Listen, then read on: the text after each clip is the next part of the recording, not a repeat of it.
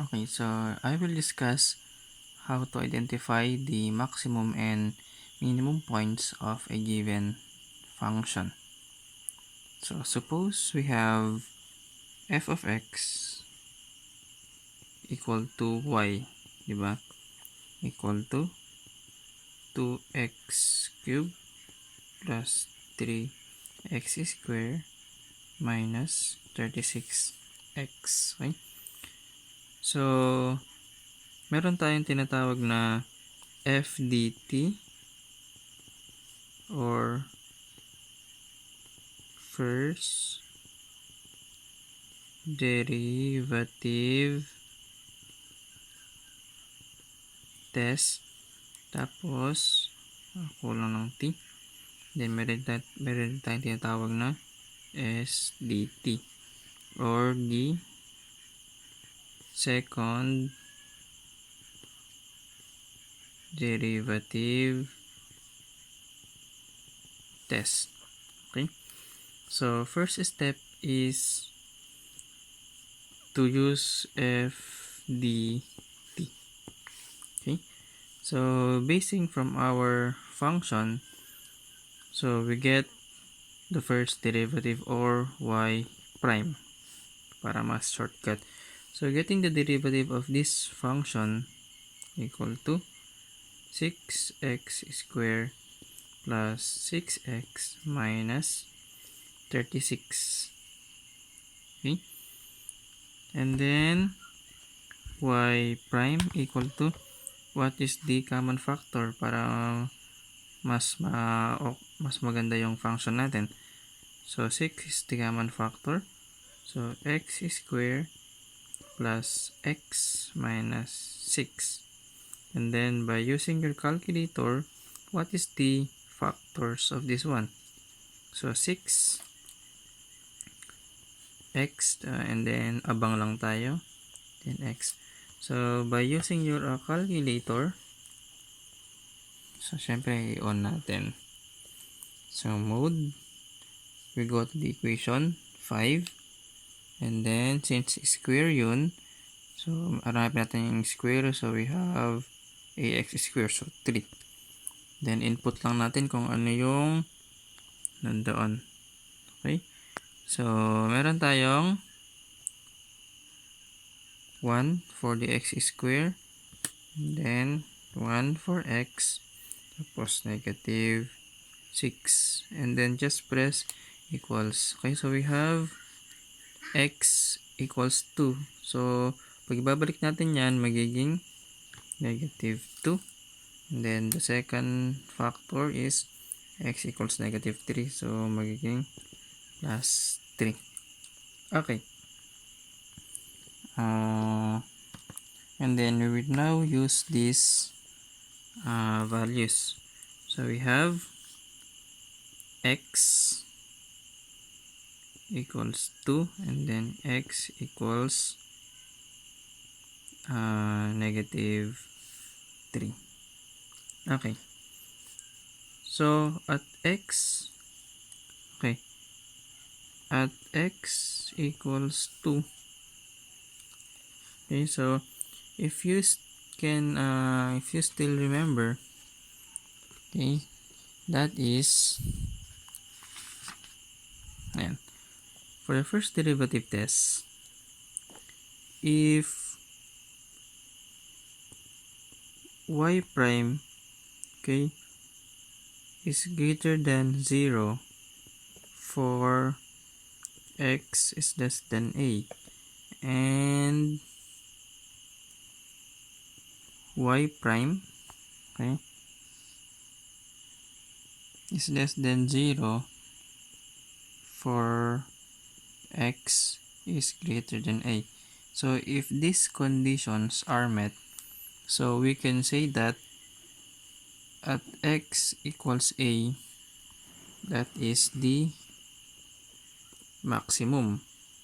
And if y prime, okay, is less than 0 for x is less than a, and then y prime is greater than 0 for x is greater than a at x equals a, so we can say that at this value, you can say that this is minimum.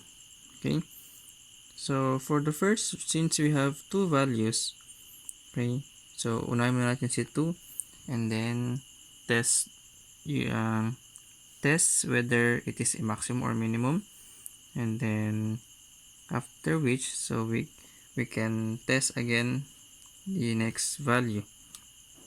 So at x equals 2, so dahil hindi na siya kasya, dito lang tayo sa baba, at x equals 2. Okay, so if x is less than 2, say 1.5, okay, what is y prime? So you can use your calculator directly. So what is our value for y prime? So you can use this one. So any of these expressions will do. So I would like to use this one. Okay, so 6. So input on sa calculator, 6 alpha x square plus 6 alpha x minus 36. Okay, and then ano yung value natin? At x equals 1.5. So calculate. So 1.5 equal to, okay, we have negative 13.5. And then at x equals greater than 2 naman, so let's say 2.5. What is y prime? So calc and then 2.5. So ano yung sagot natin? So y prime is 6.5. Okay, so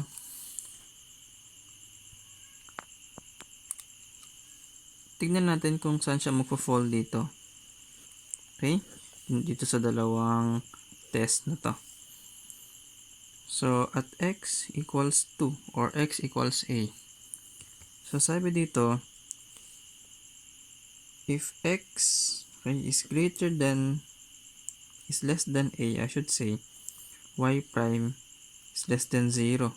So negative 13, so this is less than 0. Okay, so ito, tumatama to.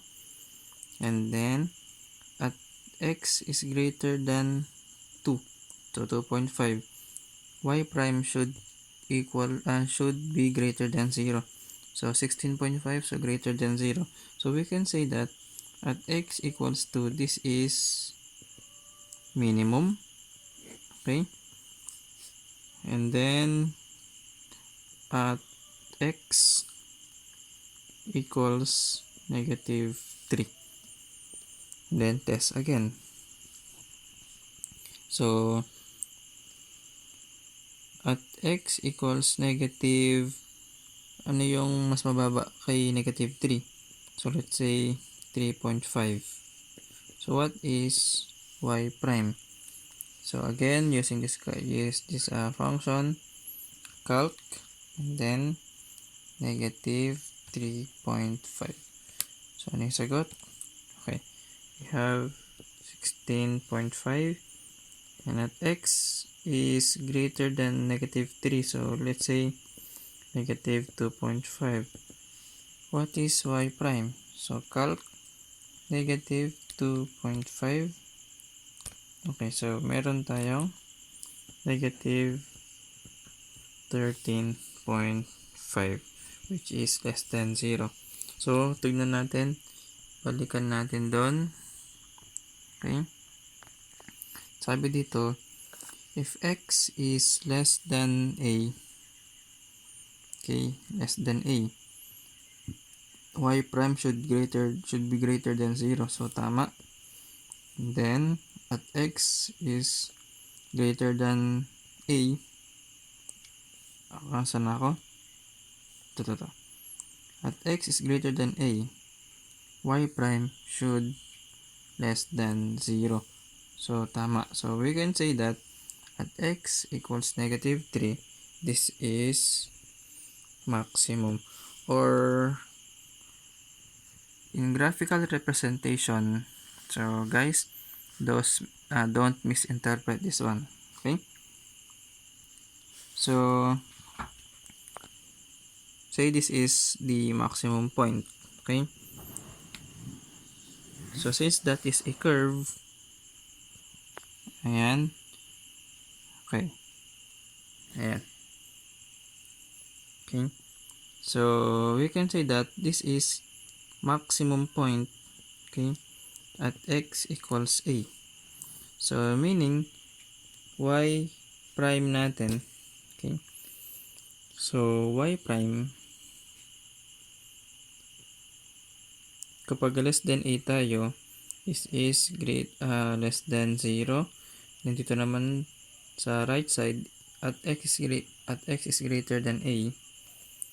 Okay, so y prime. Okay, so teka, wait lang. Balikan lang natin yan. Okay.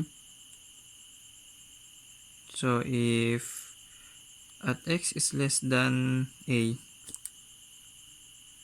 so y prime, so baliktad. So y prime should be greater than 0. And then dito naman, y prime is less than 0. And then kapag ka minimum naman tayo, so say this is the minimum point. So since that is a curve, ayan. So at x equals a. Okay? So at x, any value greater than a, y prime should be greater than 0 at minimum point. Okay, at minimum point. Ito yung minimum point natin. And then at x is less than a, so y prime is less than 0. So ito yung graphical representation. Okay?